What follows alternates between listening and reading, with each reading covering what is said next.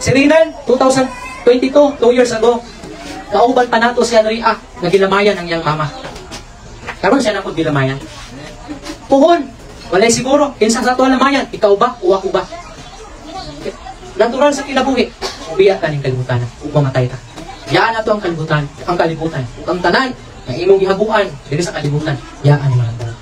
Kung ipangandaman nimo ang imong pagpuyok, niining kalibutan, sulod lamang sa 70, 80, 60, 40, 30 katuig, labaw nga pangandami ang imong kalag. Kaya kung sa langit ka paingon, walay katapusan ang imong kalipay dito Pupuyok ka sa palasyo nga ang Ginoo mismo nag-andam. Pero kung sa impyerno ka mo paingon, kung unsa ka sakit ang imong kapait, imong kinabuhi sa kalibutan, di lang nadublihon dito Kaya dito kalayo ang musunog sa imo, pero dili ka matay.